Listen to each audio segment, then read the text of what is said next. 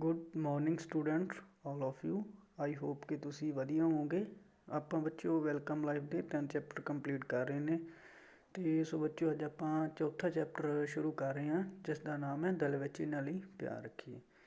ਸੋ ਬੱਚਿਓ ਇਸ ਚੈਪਟਰ ਵਿੱਚ ਗੱਲ ਕਰੀ ਗਈ ਹੈ ਆਪਣੇ ਬੀਤੇ ਹੋਏ ਪੰਜਾਬ ਬਾਰੇ, ਜਿਨ੍ਹਾਂ ਨੂੰ ਕਿ ਆਪਾਂ ਭੁੱਲਦੇ ਜਾ ਰਹੇ ਹਾਂ। ਸੋ ਇਸ ਬਾਰੇ ਆਪਾਂ ਅੱਜ ਗੱਲ ਕਰਾਂਗੇ। ਇਸ ਨਾਲ ਰਿਲੇਟਡ ਹੀ ਆਪਣਾ ਲੈਸਨ ਦਿਲ ਵਿੱਚ ਇਹਨਾਂ ਲਈ ਪਿਆਰ ਰੱਖੀਏ। ਸੋ ਬੱਚੇ ਆਪਾਂ ਚੈਪਟਰ ਸ਼ੁਰੂ ਕਰਦੇ ਹਾਂ। ਆਪਣੇ ਰਾਜ ਬਾਰੇ ਜਾਣਕਾਰੀ ਅਤੇ ਸਾਂਝਾ। 4 ਸਤਰਾਂ ਦੱਸੀਆਂ ਗਈਆਂ ਨੇ ਕਵਿਤਾ ਦਾ, ਆਪਾਂ ਪੜ੍ਹਦੇ ਹਾਂ। ਰੰਗਲਾ ਏ ਸਾਡਾ ਏ ਪੰਜਾਬ ਬੇਲੀਓ, ਫੁੱਲਾਂ ਵਿੱਚ ਫੁੱਲ ਜਿਉਂ ਗੁਲਾਬ ਬੇਲੀਓ। ਰੱਖਦੇ ਨਿਰਾਸ਼ਾ ਦੂਰ ਲੋਕ ਇੱਥੋਂ ਦੇ, ਨਵੇਂ ਨਵੇਂ ਦੇਖਦੇ ਨੇ ਖਾਬ ਬੇਲੀਓ। ਸੋ ਬੱਚਿਓ ਇਸ ਸਤਰਾਂ ਵਿੱਚ ਕਿਹਾ ਗਿਆ ਹੈ ਕਿ ਆਪਣਾ ਪੰਜਾਬ ਹੈ ਜੋ ਰੰਗਲਾ ਹੈ, ਰੰਗ ਬਿਰੰਗਾ ਹੈ। ਇੱਥੇ ਬਹੁਤ ਤਰ੍ਹਾਂ ਦੇ ਲੋਕ ਵਸਦੇ ਨੇ, ਬਹੁਤ ਤਰ੍ਹਾਂ ਦੀਆਂ ਚੀਜ਼ਾਂ ਨੇ। ਫੁੱਲਾਂ ਵਿੱਚੋਂ ਫੁੱਲ ਜਿਉਂ ਗੁਲਾਬ ਬੇਲੀਓ, ਜਿਵੇਂ ਫੁੱਲਾਂ ਵਿੱਚੋਂ ਗੁਲਾਬ ਦਾ ਫੁੱਲ ਹੁੰਦਾ, ਉਸ ਤਰ੍ਹਾਂ ਹੀ ਆਪਣਾ ਪੰਜਾਬ ਹੈ। ਰੱਖਦੇ ਨਿਰਾਸ਼ਾ ਦੂਰ ਲੋਕ ਇੱਥੋਂ ਦੇ, ਕਿ ਲੋਕ ਇੱਥੋਂ ਦੇ ਨਿਰਾਸ਼ਾ ਤੋਂ ਦੂਰ ਰੱਖਦੇ ਨੇ, ਮਤਲਬ ਟੈਨਸ਼ਨਾਂ ਤੋਂ, ਪਰੇਸ਼ਾਨੀਆਂ ਤੋਂ ਦੂਰ ਰੱਖਦੇ ਨੇ। ਨਵੇਂ ਨਵੇਂ ਦੇਖਦੇ ਨੇ ਖਾਬ ਬੇਲੀਓ, ਕਿ ਰੋਜ਼ ਨਵੇਂ ਨਵੇਂ ਸੁਪਨੇ ਦੇਖਦੇ ਹਨ ਕਿ ਇਸ ਤਰ੍ਹਾਂ ਕਰਨਾ ਹੈ, ਉਹ ਇਸ ਤਰ੍ਹਾਂ ਕਰਨਾ। ਸੋ ਇਸੇ ਤਰ੍ਹਾਂ ਸਾਰੇ ਰਿਲੇਸ਼ਨ ਵਿੱਚ ਆਪਾਂ ਗੱਲਬਾਤ ਕਰਨੀ ਹੈ। ਸੋ ਮੈਂ ਸ਼ੁਰੂ ਕਰਦੇ ਹਾਂ। ਅਸੀਂ ਪੰਜਾਬ ਰਾਜ ਦੇ ਵਾਸੀ ਹਾਂ। ਪੰਜਾਬ ਭਾਰਤ ਦਾ ਪ੍ਰਸਿੱਧ ਰਾਜ ਹੈ। ਪੰਜਾਬ ਬੱਚਿਓ ਭਾਰਤ ਦਾ ਪ੍ਰਸਿੱਧ ਰਾਜ ਹੈ। ਦੁਨੀਆ ਵਿੱਚ ਪੰਜਾਬ ਦੀ ਇੱਕ ਖਾਸ ਪਹਿਚਾਣ ਹੈ। ਪੰਜਾਬ ਦਾ ਨਾਂ 5 ਦਰਿਆਵਾਂ ਸਤਲੁਜ, ਬਿਆਸ, ਰਾਵੀ, ਚਨਾਬ ਅਤੇ ਜਿਹਲਮ ਤੋਂ ਪਿਆ। ਬੱਚਿਓ ਪੰਜਾਬ ਦਾ ਨਾਂ ਕਿਸ ਤੋਂ ਪਿਆ? ਪੰਜਾਬ ਦਾ ਨਾਂ ਆਪਣੇ ਜੋ 5 ਦਰਿਆ ਵਗਦੇ ਹਨ ਉਹਨਾਂ ਤੋਂ ਪਿਆ। 1947 ਵਿੱਚ ਭਾਰਤ ਦੀ ਵੰਡ ਹੋਣ ਕਾਰਨ 2 ਦਰਿਆ ਚਨਾਬ ਅਤੇ ਜਿਹਲਮ ਪਾਕਿਸਤਾਨ ਵਿੱਚ ਚਲੇ ਗਏ। ਸੋ ਬੱਚਿਓ ਜਦੋਂ 1947 ਵਿੱਚ ਆਪਣੇ ਭਾਰਤ ਦੀ ਵੰਡ ਹੋਈ ਸੀ, ਉਦੋਂ 2 ਦਰਿਆ ਚਨਾਬ ਅਤੇ ਜਿਹਲਮ ਜੋ ਕਿ ਪਾਕਿਸਤਾਨ ਵਿੱਚ ਚਲੇ ਗਏ ਸਨ। ਅੱਜ ਕੱਲ੍ਹ ਭਾਰਤ ਵਿੱਚ 3 ਦਰਿਆ ਵਗ ਰਹੇ ਹਨ, ਜਿਨ੍ਹਾਂ ਦਾ ਨਾਮ ਹੈ ਸਤਲੁਜ, ਬਿਆਸ ਅਤੇ ਰਾਵੀ। ਸੋ ਬੱਚਿਓ ਆਪਾਂ ਨੂੰ ਦੇਖੋ ਤਸਵੀਰ ਰਾਹੀਂ ਦਿਖਾਇਆ ਗਿਆ ਹੈ ਕਿ ਜੋ ਭਾਰਤ ਵਿੱਚ 3 ਦਰਿਆ ਵਗ ਰਹੇ ਨੇ। ਪੰਜਾਬ ਇੱਕ ਸਰਹੱਦੀ ਰਾਜ ਹੈ। ਸਰਹੱਦੀ ਰਾਜ ਹੋਣ ਕਰਕੇ ਇਸ ਨੂੰ ਅਕਸਰ ਜੰਗਾਂ ਦਾ ਸਾਹਮਣਾ ਕਰਨਾ ਪੈਂਦਾ ਹੈ। ਇੱਥੋਂ ਦੇ ਲੋਕਾਂ ਨੇ ਕਦੇ ਕਿਸੇ ਦੁਸ਼ਮਣ ਦਾ ਡਰ ਨਹੀਂ ਮੰਨਿਆ। ਇਹਨਾਂ ਦਾ ਵਿਰਸਾ ਬਹਾਦਰੀ ਭਰਿਆ ਹੈ। ਦੇਸ਼ ਦੀ ਆਜ਼ਾਦੀ ਦੀ ਲੜਾਈ ਵਿੱਚ ਪੰਜਾਬੀਆਂ ਨੇ ਵੱਡਾ ਯੋਗਦਾਨ ਪਾਇਆ ਹੈ। ਇੱਥੋਂ ਦੇ ਲੋਕ ਬਹਾਦਰੀ ਕਰਕੇ ਦੁਨੀਆ ਭਰ ਵਿੱਚ ਪ੍ਰਸਿੱਧ ਹਨ। ਸੋ ਬੱਚਿਓ ਆਪਣੇ ਜੋ ਦੇਸ਼ ਦੇ ਪੰਜਾਬ ਦੇ ਪ੍ਰਸਿੱਧ ਲੋਕ ਸੀ ਕਿ ਜਿਨ੍ਹਾਂ ਨੇ ਦੇਸ਼ ਦੀ ਆਜ਼ਾਦੀ ਵਿੱਚ ਯੋਗਦਾਨ ਪਾਇਆ, ਉਹਨਾਂ ਦੇ ਦੇਖੋ ਇੱਧਰ ਤਸਵੀਰਾਂ ਦਿਖਾਇਆ ਗਿਆ ਹੈ। ਸ਼ਹੀਦ ਭਗਤ ਸਿੰਘ, ਸ਼ਹੀਦ ਊਧਮ ਸਿੰਘ, ਕਰਤਾਰ ਸਿੰਘ ਸਰਾਭਾ। ਨੀਚੇ ਦੇਖਦੇ ਹੋ ਬਾਬਾ ਫਰੀਦ, ਬੁੱਲੇ ਸ਼ਾਹ, ਅੰਮ੍ਰਿਤਾ ਪ੍ਰੀਤਮ, ਪੂਰਨ ਸ਼ਾਹ ਕੋਟੀ ਵਰਗੇ ਬਹੁਤ ਹੀ ਉੱਘੇ ਲੋਕ ਹਨ। ਸੋ ਆਪਾਂ ਇਸੇ ਤਰ੍ਹਾਂ ਇਸ ਲੈਸਨ ਵਿੱਚ ਪੜ੍ਹਦੇ ਰਹਾਂਗੇ। ਪੰਜਾਬ ਦੀ ਬੋਲੀ ਪੰਜਾਬੀ ਹੈ। ਸੋ ਬੱਚੇ ਆਪਣੇ ਪੰਜਾਬ ਦੀ ਕਿਹੜੀ ਬੋਲੀ ਹੈ? ਪੰਜਾਬੀ ਬੋਲੀ ਹੈ। ਪੰਜਾਬੀ ਬੋਲਣ ਵਾਲੇ ਪੰਜਾਬ ਤੋਂ ਬਾਹਰ ਦੂਰ ਦੂਰ ਤੱਕ ਫੈਲੇ ਹੋਏ ਹਨ।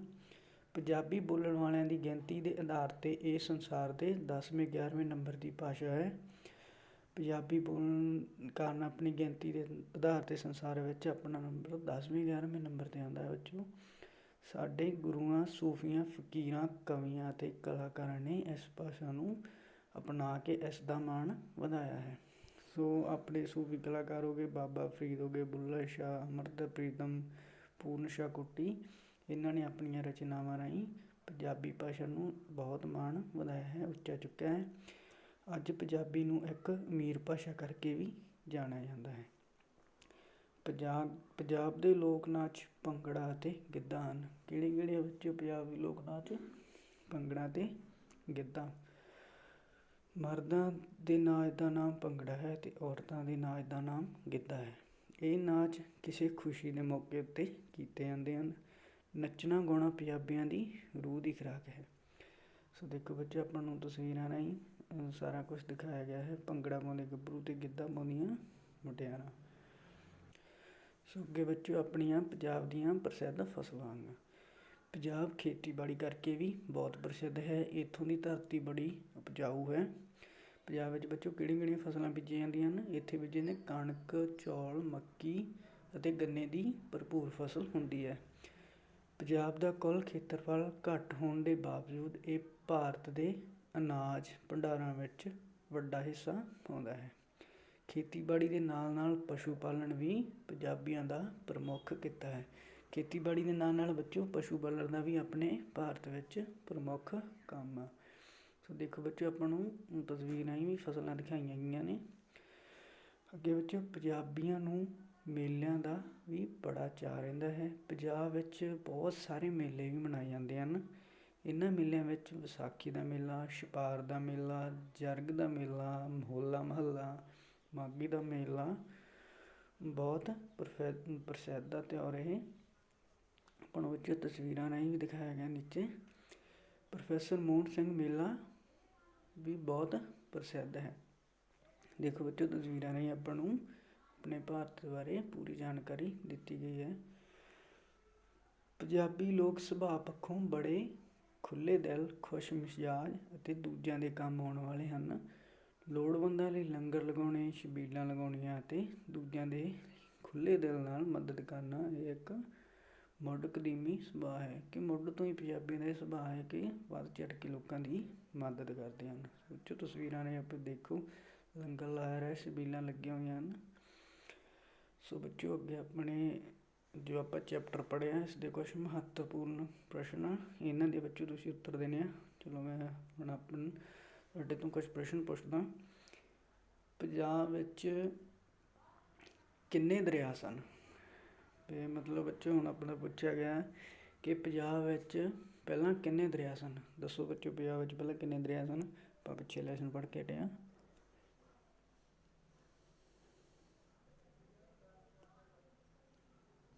ਹਾਂਜੀ, ਪੰਜਾਬ ਵਿੱਚ ਬੱਚੋ ਪਹਿਲਾਂ ਕਿੰਨੇ ਦਰਿਆ ਸੀ? 5 ਦਰਿਆ ਸਨ ਪਹਿਲਾਂ ਪੰਜਾਬ ਵਿੱਚ। ਸੋ ਪਹਿਲੇ ਪ੍ਰਸ਼ਨ ਦਾ ਉੱਤਰ ਹੈ ਆਪਣਾ 5। ਸੋ ਇਸੇ ਤਰ੍ਹਾਂ ਬੱਚੋ, ਆਪਣੇ ਤੋਂ ਦੂਸਰਾ ਕੁਐਸਚਨ ਪੁੱਛਿਆ ਗਿਆ, ਪੰਜਾਬ ਵਿੱਚ ਅੱਜ ਕੱਲ੍ਹ ਕਿੰਨੇ ਦਰਿਆ ਹਨ? ਸੋ ਬੱਚੋ, ਪਹਿਲਾਂ ਤਾਂ ਆਪਣੀ ਗਿਣਤੀ ਹੋ ਰਹੀ ਸੀ ਕਿ ਪੰਜਾਬ ਵਿੱਚ 5 ਦਰਿਆ ਸਨ। ਸੋ 1947 ਤੋਂ ਬਾਅਦ ਜਦੋਂ ਆਪਣੇ ਭਾਰਤ ਦੀ ਵੰਡ ਹੋਈ ਹੈ ਅਤੇ ਉਦੋਂ ਪੰਜਾਬ ਵਿੱਚ ਕਿੰਨੇ ਦਰਿਆ ਰਹਿ ਗਏ ਸਨ? ਹਾਂਜੀ ਬੱਚੋ, ਇਹਦਾ ਆਨਸਰ ਹੈ 3। ਹੁਣ ਭਾਰਤ ਵਿੱਚ 3 ਦਰਿਆ ਰਹਿ ਚੁੱਕੇ ਹਨ। ਸੋ ਬੱਚੋ, ਕਿਹੜੇ ਕਿਹੜੇ ਦਰਿਆ ਹੈ ਆਪਾਂ ਉਹਨਾਂ ਦੇ ਨਾਮ ਵੀ ਤੁਹਾਨੂੰ ਦੱਸਦੇ ਹਾਂ। ਉਹ 3 ਦਰਿਆ ਨੇ ਬੱਚਿਓ, ਸਤਲੁਜ, ਰਾਵੀ ਅਤੇ ਬਿਆਸ, ਜੋ ਕਿ ਅੱਜ ਕੱਲ੍ਹ ਪੰਜਾਬ ਵਿੱਚ ਵਗ ਰਹੇ ਆ। ਅਤੇ 2 ਦਰਿਆ ਚਨਾਬ ਅਤੇ ਜੇਹਲਮ ਉਹ ਪਾਕਿਸਤਾਨ ਵਿੱਚ ਚਲੇ ਗਏ ਹਨ। ਪੰਜਾਬ ਵਿੱਚ ਕਿਹੜੀ ਭਾਸ਼ਾ ਬੋਲੀ ਜਾਂਦੀ ਹੈ? ਦੱਸੋ ਬੱਚਿਓ, ਪੰਜਾਬ ਵਿੱਚ ਕਿਹੜੀ ਭਾਸ਼ਾ ਬੋਲੀ ਜਾਂਦੀ ਹੈ? ਹਾਂਜੀ ਬੱਚਿਓ, ਪੰਜਾਬ ਵਿੱਚ ਪੰਜਾਬੀ ਭਾਸ਼ਾ ਬੋਲੀ ਜਾਂਦੀ ਹੈ। ਪੰਜਾਬ ਵਿੱਚ ਪੰਜਾਬੀ।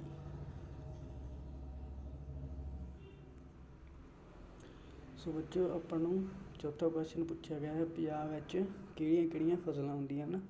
ਸੋ ਬੱਚਿਓ, ਆਪਾਂ ਲੈਸਨ ਪੜ੍ਹ ਕੇ ਹਟੇ ਹਾਂ। ਦੱਸੋ ਪੰਜਾਬ ਵਿੱਚ ਕਿਹੜੀਆਂ ਕਿਹੜੀਆਂ ਫਸਲਾਂ ਹੁੰਦੀਆਂ ਹਨ? ਆਪਣੇ ਪੰਜਾਬ ਵਿੱਚ ਬੱਚਿਓ ਦੇਖੋ ਕਿਹੜੀਆਂ ਕਿਹੜੀਆਂ ਫਸਲਾਂ ਹੁੰਦੀਆਂ। ਕਣਕ, ਚਾਵਲ, ਮੱਕੀ ਅਤੇ ਗੰਨੇ ਦੀ ਭਰਪੂਰ ਫਸਲ ਹੁੰਦੀ ਹੈ। ਦੇਖੋ ਬੱਚਿਓ, ਆਪਾਂ ਨੂੰ ਤਸਵੀਰਾਂ ਨੇ ਵੀ ਦਿਖਾਇਆ ਗਿਆ ਆਪਣੇ ਪੰਜਾਬ ਵਿੱਚ ਕਣਕ, ਚੌਲ, ਮੱਕੀ ਅਤੇ ਗੰਨੇ ਦੀ ਭਰਪੂਰ ਫਸਲ ਹੁੰਦੀ ਹੈ। ਸੋ ਬੱਚਿਓ, ਨੈਕਸਟ ਆਪਾਂ ਨੂੰ ਕੁਐਸਚਨ ਪੁੱਛਿਆ ਗਿਆ ਹੈ, ਪੰਜਾਬੀਆਂ ਦੇ ਪ੍ਰਮੁੱਖ ਕਿੱਤੇ ਕਿਹੜੇ ਕਿਹੜੇ ਹਨ? ਦੱਸੋ ਬੱਚਿਓ, ਪੰਜਾਬੀਆਂ ਦੇ ਪ੍ਰਮੁੱਖ ਕਿੱਤੇ ਕਿਹੜੇ ਕਿਹੜੇ ਹਨ? ਹਾਂਜੀ ਬੱਚਿਓ, ਇਹਦਾ ਆਨਸਰ ਹੈਗਾ ਪੰਜਾਬੀਆਂ ਦੇ ਪ੍ਰਮੁੱਖ ਕਿੱਤੇ ਖੇਤੀਬਾੜੀ ਅਤੇ ਪਸ਼ੂ ਪਾਲਣ ਵੀ ਪੰਜਾਬੀਆਂ ਦੇ ਪ੍ਰਮੁੱਖ ਕਿੱਤਿਆਂ ਵਿੱਚ ਸ਼ਾਮਲ ਆਉਂਦੇ ਹਨ। ਸੋ ਬੱਚਿਓ, ਆਪਾਂ ਨੂੰ ਨੈਕਸਟ ਪੁੱਛਿਆ ਗਿਆ ਹੈ, ਪੰਜਾਬ ਦੇ ਪ੍ਰਮੁੱਖ ਮੇਲੇ ਕਿਹੜੇ ਕਿਹੜੇ ਹਨ? ਦੱਸੋ ਬੱਚਿਓ, ਇਹਦਾ ਕੀ ਆਨਸਰ ਹੈ? ਆਪਾਂ ਲੈਸਨ ਪੜ੍ਹ ਕੇ ਹਟੇ ਹੁਣੇ।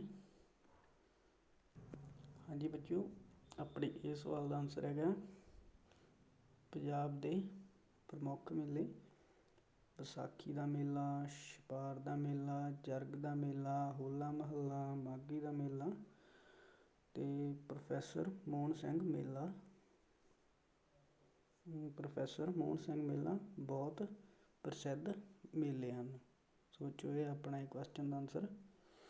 ਸੋ ਨੈਕਸਟ ਆਪਣਾ ਹੈਗਾ ਪੰਜਾਬੀਆਂ ਦਾ ਸੁਭਾਅ ਕਿਹੋ ਜਿਹਾ ਹੈ। ਦੱਸੋ ਬੱਚੋ, ਆਪਾਂ ਲੈਸਨ ਪੜ੍ਹ ਕੇ ਹਟੇ ਹੋਣੇ, ਇਹ ਪੰਜਾਬੀਆਂ ਦਾ ਸੁਭਾਅ ਕਿਹੋ ਜਿਹਾ ਹੈ। ਸੋ ਇਸ ਦਾ ਆਨਸਰ ਬੱਚਿਓ, ਇਸ ਦਾ ਆਨਸਰ ਆਵੇ ਬੱਚਿਓ, ਪੰਜਾਬੀ ਲੋਕਾਂ ਦਾ ਸੁਭਾਅ ਖੁੱਲ੍ਹੇ ਦਿਲ ਵਾਲੇ ਹਨ, ਖੁਸ਼ ਮਿਜ਼ਾਜ ਹਨ, ਦੂਜਿਆਂ ਦੇ ਕੰਮ ਆਉਣ ਵਾਲੇ ਆ ਅਤੇ ਲੋੜਵੰਦਾਂ ਲਈ ਲੰਗਰ ਲਗਾਉਂਦੇ ਆ, ਛਬੀਲਾਂ ਲਗਾਉਂਦੇ ਆ ਅਤੇ ਦੂਜਿਆਂ ਦੀ ਖੁੱਲ੍ਹੇ ਦਿਲ ਨਾਲ ਮਦਦ ਕਰਦੇ ਆ। ਪੰਜਾਬੀਆਂ ਦਾ ਸੁਭਾਅ ਖੁੱਲ੍ਹੇ ਦਿਲ ਵਾਲਾ ਸੁਭਾਅ ਹੈ। ਸੋ ਨੈਕਸਟ ਹੈ ਬੱਚਿਓ, ਤੁਹਾਨੂੰ ਪੰਜਾਬ ਕਿਹੋ ਜਿਹਾ ਲੱਗਦਾ ਹੈ। ਬੱਚਿਓ ਇਹ ਹੁਣ ਤੁਹਾਨੂੰ ਤੁਹਾਡੇ ਨਾਲ ਰਿਲੇਟਡ ਹੈ। ਬੱਚਿਓ ਤੁਹਾਨੂੰ ਦੱਸੋ ਪੰਜਾਬ ਤੁਹਾਨੂੰ ਕਿਹੋ ਜਿਹਾ ਲੱਗਦਾ, ਇਹਦਾ ਆਨਸਰ ਤੁਸੀਂ ਖੁਦ ਦੇਣਾ ਬੱਚਿਓ, ਤੁਹਾਨੂੰ ਪੰਜਾਬ ਕਿਹੋ ਜਿਹਾ ਲੱਗਦਾ। ਆਪਾਂ ਸਾਰਾ ਲੈਸਨ ਪੜ੍ਹਿਆ ਬੱਚਿਓ, ਇਸ ਦਾ ਆਨਸਰ ਤੁਸੀਂ ਖੁਦ ਦਿਓਗੇ ਕਿ ਤੁਹਾਨੂੰ ਪੰਜਾਬ ਕਿਹੋ ਜਿਹਾ ਲੱਗਦਾ। ਅੱਗੇ ਬੱਚੇ ਆਪਾਂ ਪੜ੍ਹਦੇ ਹਾਂ ਆੜਾ ਮਾਂ ਬੋਲੀ ਨਾਲ ਪਿਆਰ। ਬੱਚੇ ਆਪਾਂ ਨੂੰ ਤਸਵੀਰਾਂ ਨਹੀਂ ਆਪਣੀ ਮਾਂ ਬੋਲੀ ਦੇ ਕੁਛ ਐਗਜ਼ਾਮਪਲ ਦਿਖਾਏ ਗਏ ਆ। ਗੁਰਮੁਖੀ ਲਿਪੀ ਊੜਾ ਆੜਾ ਈੜੀ, ਇੱਧਰ ਕੁਛ ਸ਼ਬਦ ਦਿਖਾਏ ਗਏ ਆ ਮਾਂ ਬੋਲੀ ਨਾਲ ਰਿਲੇਟਡ। ਸੋ ਕੀ ਕਹਿੰਦੇ ਆ ਅਧਿਆਪਕ, ਬੱਚਿਓ ਅੱਜ ਅਸੀਂ ਮਾਂ ਬੋਲੀ ਬਾਰੇ ਗੱਲ ਕਰਾਂਗੇ। ਅੰਕੁਰ ਕੀ ਕਹਿੰਦਾ, ਸਰ ਮਾਂ ਬੋਲੀ ਕੀ ਹੁੰਦੀ ਹੈ। ਅਧਿਆਪਕ ਕਹਿੰਦੇ ਆ, ਬੱਚਿਓ ਮਾਂ ਬੋਲੀ ਉਹ ਬੋਲੀ ਹੁੰਦੀ ਹੈ ਜਿਹੜੀ ਬੱਚਾ ਸ਼ੁਰੂ ਤੋਂ ਹੀ ਆਪਣੇ ਮਾਤਾ ਪਿਤਾ ਜਾਂ ਆਪਣੇ ਪਰਿਵਾਰ ਤੋਂ ਸਿੱਖਦਾ ਹੈ।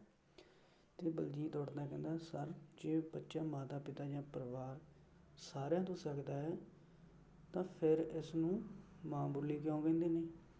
ਅਧਿਆਪਕ ਕਹਿੰਦੇ ਆ, ਹਾਂ ਬਈ ਬਲਜੀਤ ਤੂੰ ਬੜਾ ਸੋਹਣਾ ਸਵਾਲ ਪੁੱਛਿਆ। ਅਸਲ ਵਿੱਚ ਬੱਚਾ ਸ਼ੁਰੂ ਵਿੱਚ ਸਭ ਤੋਂ ਵੱਧ ਸਮਾਂ ਮਾਂ ਕੋਲ ਹੀ ਰਹਿੰਦਾ। ਸ਼ਾਇਦ ਤਾਂ ਇਹ ਇਸ ਨਾਂ ਦੇ ਕਾਰਨ ਹੀ ਮਾਂ ਬੋਲੀ ਪੈ ਗਿਆ ਹੈ।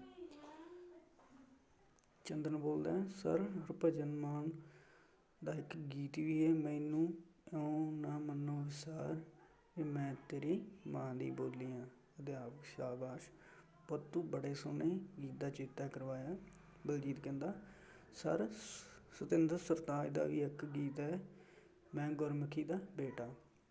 ਅਧਿਆਪਕ ਕਹਿੰਦੇ ਆ, ਹਾਂ ਪੁੱਤ ਉਹ ਵੀ ਬਹੁਤ ਸੋਹਣਾ ਗੀਤ ਹੈ, ਤੁਸੀਂ ਬੜੇ ਸੋਹਣੇ ਗੀਤ ਸੁਣਦੇ ਹੋ ਪੁੱਤ। ਇਹਨਾਂ ਦੋਹਾਂ ਗੀਤਾਂ ਵਿੱਚ ਮਾਂ ਬੋਲੀ ਦੀ ਮਹੱਤਤਾ ਦੱਸੀ ਹੈ, ਮਾਂ ਬੋਲੀ ਨੂੰ ਪਿਆਰ ਕਰਨ ਦਾ ਸੁਨੇਹਾ ਦਿੱਤਾ। ਅਤੇ ਸਵਿਤਾ ਉੱਠਦੀ ਆ, ਸਰ ਸਾਡੀ ਮਾਂ ਬੋਲੀ ਤਾਂ ਪੰਜਾਬੀ ਹੈ ਨਾ। ਅਧਿਆਪਕ ਹਾਂਜੀ ਸਾਡੀ ਮਾਂ ਬੋਲੀ ਪੰਜਾਬੀ ਹੈ। ਸਵਿਤਾ ਕਹਿੰਦੀ, ਸਰ ਫਿਰ ਗੁਰਮੁਖੀ ਕੀ ਹੈ। ਅਧਿਆਪਕ ਜਵਾਬ ਦਿੰਦੇ ਆ, ਪੁੱਤ ਗੁਰਮੁਖੀ ਪੰਜਾਬ ਦੀ ਭਾਸ਼ਾ ਦੀ ਲਿਪੀ ਹੈ। ਪੰਜਾਬੀ ਭਾਸ਼ਾ ਨੂੰ ਲਿਖਣ ਲਈ ਜਿਹੜੇ ਚਿੰਨ੍ਹ ਵਰਤੇ ਜਾਂਦੇ ਹਨ ਉਹਨਾਂ ਸਾਰਿਆਂ ਚਿੰਨ੍ਹਾਂ ਨੂੰ ਲਿਪੀ ਬੋਲੀ ਕਹਿੰਦੇ ਹਨ। ਸੋ ਬੱਚੋ ਇਹਦਾ ਆਨਸਰ ਹੈ ਵੀ ਪੰਜਾਬ ਦੀ ਭਾਸ਼ਾ ਨੂੰ ਗੁਰਮੁਖੀ ਕਿਉਂ ਕਿਹਾ ਜਾਂਦਾ। ਫਿਰ ਗੁਰਮੁਖੀ ਕੀ ਹੈ, ਅੱਗੇ ਸਵਾਲ ਪੁੱਛਿਆ ਸੀ ਨਾ, ਜੇ ਸਾਡੀ ਮਾਂ ਬੋਲੀ ਪੰਜਾਬੀ ਹੈ ਤਾਂ ਗੁਰਮੁਖੀ ਕੀ ਹੈ। ਗੁਰਮੁਖੀ ਹੈਗੀ ਬੱਚੋ ਜਿਹੜੀ ਭਾਸ਼ਾ ਅਸੀਂ ਪੰਜਾਬੀ ਲਿਖਦੇ ਹਾਂ ਉਸ ਨੂੰ ਲਿਖਣ ਲਈ ਜਿਹੜੇ ਚਿੰਨ੍ਹ ਵਰਤੇ ਜਾਂਦੇ ਹਨ, ਸਿਆਰੀ ਬਿਆਰੀ ਲਗਾਈਆਂ ਜਾਂਦੀਆਂ, ਬਿੰਦੀ ਟਿੱਪੀ ਵਗੈਰਾ ਲਗਾਇਆ ਜਾਂਦਾ ਹੈ, ਉਸ ਨੂੰ ਜੋ ਆਪਾਂ ਲਿਖ ਕੇ ਪੂਰੀ ਤਰ੍ਹਾਂ ਤਿਆਰ ਕਰ ਲੈਂਦੇ ਹਾਂ ਉਹਨੂੰ ਬੱਚੋ ਗੁਰਮੁਖੀ ਭਾਸ਼ਾ ਕਿਹਾ ਜਾਂਦਾ ਹੈ। ਉਦਾਹਰਨ ਵਜੋਂ ਜਿਵੇਂ ਊੜਾ ਆੜਾ ਈੜੀ, ਸਿਆਰੀ ਬਿਆਰੀ, ਬਿੰਦੀ ਟਿੱਪੀ ਜਿਹੜੇ ਚਿੰਨ੍ਹ ਵੀ ਲਿਖਣ ਵਿੱਚ ਵਰਤੇ ਜਾਂਦੇ ਹਨ ਉਹਨਾਂ ਚਿੰਨ੍ਹਾਂ ਦੇ ਸਮੂਹ ਨੂੰ ਲਿਪੀ ਕਿਹਾ ਜਾਂਦਾ ਹੈ। ਪੰਜਾਬੀ ਲਿਖਣ ਲਈ ਗੁਰਮੁਖੀ ਲਿਪੀ ਵਰਤੀ ਜਾਂਦੀ ਹੈ। ਸਵਿਤਾ ਕਹਿੰਦੀ, ਸਰ ਕਈ ਹਿੰਦੀ ਫਿਲਮਾਂ ਵਿੱਚ ਪੰਜਾਬੀ ਗੀਤ ਕਿਉਂ ਹੁੰਦੇ ਨੇ ਬੱਚਿਓ। ਅਧਿਆਪਕ ਕਹਿੰਦੇ ਆ, ਬੱਚਿਓ ਪੰਜਾਬੀ ਬੜੀ ਪ੍ਰਸਿੱਧ ਭਾਸ਼ਾ ਹੈ, ਬੋਲਣ ਵਾਲਿਆਂ ਦੀ ਗਿਣਤੀ ਦੇ ਹਿਸਾਬ ਨਾਲ ਇਹ ਸੰਸਾਰ ਦੀ ਕੋਈ 10ਵੇਂ 11ਵੇਂ ਨੰਬਰ ਦੀ ਭਾਸ਼ਾ ਹੈ। ਦੁਨੀਆ ਦੇ ਕੋਈ 160 ਤੋਂ ਵੱਧ ਦੇਸ਼ਾਂ ਵਿੱਚ ਪੰਜਾਬੀ ਲੋਕ ਪੁੱਜ ਚੁੱਕੇ ਨੇ ਜਦੋਂ ਕਿਸੇ ਹਿੰਦੀ ਫਿਲਮ ਵਿੱਚ ਇੱਕ ਪੰਜਾਬੀ ਗੀਤ ਹੁੰਦਾ ਹੈ ਤਾਂ ਕਈ ਪੰਜਾਬੀ ਬੰਦੇ ਉਸ ਫਿਲਮ ਨੂੰ ਦੇਖਣਾ ਚਾਹੁੰਦੇ ਨੇ। ਹਿੰਦੀ ਫਿਲਮਾਂ ਵਾਲੇ ਫਿਲਮਾਂ ਨੂੰ ਮਸ਼ਹੂਰ ਕਰਨ ਲਈ ਫਿਲਮ ਵਿੱਚ ਕਈ ਵਾਰ ਪੰਜਾਬੀ ਗੀਤ ਪਾ ਲੈਂਦੇ ਨੇ। ਭਾਰਤੀ ਕਹਿੰਦਾ, ਸਰ ਸਾਡੇ ਘਰ ਵਿੱਚ ਸਾਰੇ ਹਿੰਦੀ ਬੋਲਦੇ ਨੇ, ਸਾਡਾ ਪੱਕਾ ਘਰ ਯੂਪੀ ਵਿੱਚ ਹੈ ਅਤੇ ਸਾਡੇ ਰਿਸ਼ਤੇਦਾਰ ਵੀ ਹਿੰਦੀ ਬੋਲਦੇ ਨੇ। ਅਧਿਆਪਕ ਕਹਿੰਦੇ, ਬੇਟੇ ਤੁਹਾਡੀ ਮਾਂ ਬੋਲੀ ਫਿਰ ਹਿੰਦੀ ਹੋਈ, ਕੋਈ ਨਾ, ਹਿੰਦੀ ਅਤੇ ਪੰਜਾਬੀ ਦੋਵੇਂ ਭੈਣਾਂ ਨੇ।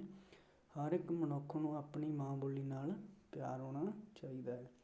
ਮਾਂ ਬੋਲੀ ਦਾ ਸਾਡੇ ਦਿਲ ਅਤੇ ਦਿਮਾਗ ਨਾਲ ਡੂੰਘਾ ਅਤੇ ਪਿਆਰਾ ਰਿਸ਼ਤਾ ਹੁੰਦਾ ਹੈ। ਮਾਂ ਬੋਲੀ ਵਿੱਚ ਸੁਣੀ ਅਤੇ ਪੜ੍ਹੀ ਗੱਲ ਆਸਾਨੀ ਨਾਲ ਸਮਝ ਆ ਜਾਂਦੀ ਹੈ। ਬਲਜੀਤ ਕੀ ਕਹਿੰਦਾ, ਹਾਂਜੀ ਸਰ ਇਹ ਤਾਂ ਹੈ।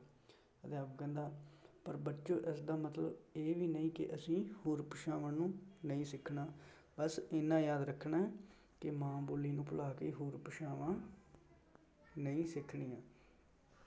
ਹਰਭਜਨ ਮਾਨ ਇਹ ਕਹਿ ਰਿਹਾ ਹੈ, ਮੈਨੂੰ ਆਉਣਾ ਮਨੋਂ ਵਿਸਾਰ। ਹਾਂਜੀ ਬੱਚੋ, ਅੱਗੇ ਬਲਜੀਤ ਉੱਠਦਾ, ਸਰ ਮੇਰੇ ਪਾਪਾ ਦੇ ਫੋਨ ਵਿੱਚ ਮਨਮੋਹਨ ਵਾਸ ਦਾ ਇੱਕ ਗੀਤ ਹੈ, ਮਾਵਾਂ ਤਿੰਨ ਹੁੰਦੀਆਂ ਨੇ।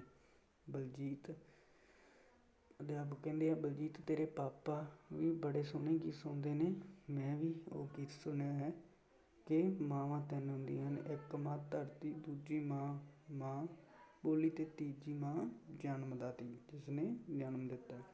ਸੱਚੀ ਬੱਚਿਓ, ਇਹ ਤਿੰਨੋਂ ਸਾਨੂੰ ਪਾਲਦੀਆਂ ਨੇ, ਇਹਨਾਂ ਦਾ ਕਰਜ਼ਾ ਅਸੀਂ ਕਦੇ ਨਹੀਂ ਦੇ ਸਕਦੇ।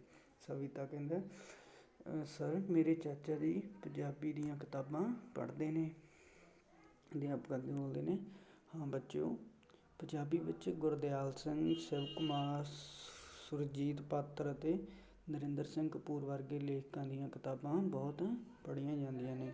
ਅੰਕੁਰ ਕਹਿੰਦਾ, ਸਰ ਮੇਰੇ ਵੀਰ ਜੀ ਕੰਪਿਊਟਰ ਵਿੱਚ ਪੰਜਾਬੀ ਅਖਬਾਰ ਪੜ੍ਹਦੇ ਨੇ। ਅਧਿਆਪਕ ਕਹਿੰਦਾ, ਹਾਂ ਬੱਚੋ, ਕੰਪਿਊਟਰ 'ਤੇ ਵੀ ਪੰਜਾਬੀ ਦਾ ਬੜਾ ਕੁਝ ਹੈਗਾ।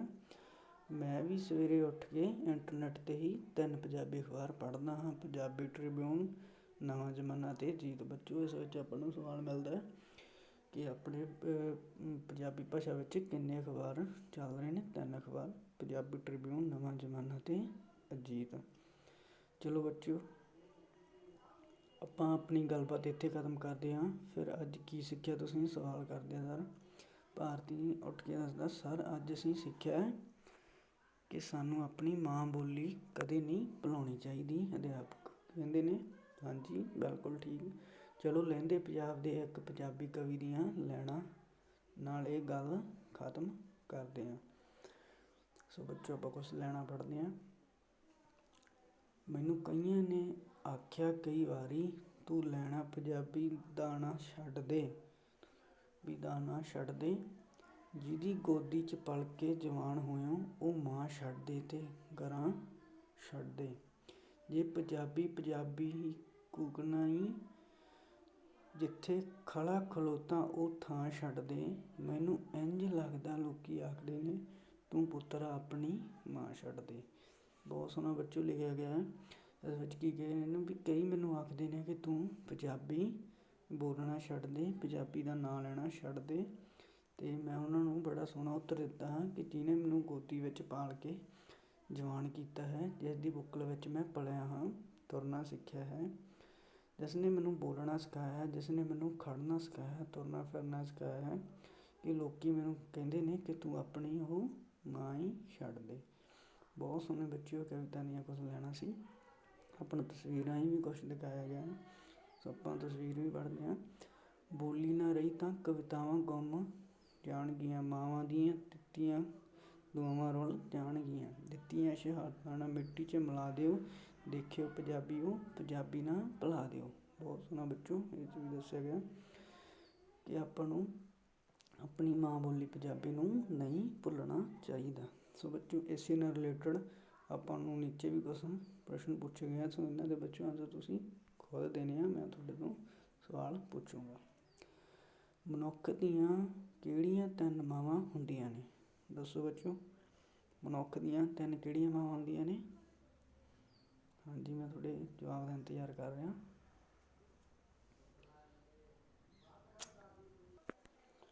ਹਾਂਜੀ। ਹਾਂਜੀ ਬੱਚੋ, ਇਹਦਾ ਆਨਸਰ ਹੈਗਾ ਧਰਤੀ, ਦੂਸਰਾ ਮਾਂ ਬੋਲੀ ਅਤੇ ਤੀਜੀ ਆਪ ਨੂੰ ਜਨਮ ਦੇਣ ਵਾਲੀ ਮਾਂ। ਇਹ ਆਪਣੀਆਂ 3 ਪ੍ਰਸਿੱਧ ਮਾਵਾਂ ਨੇ।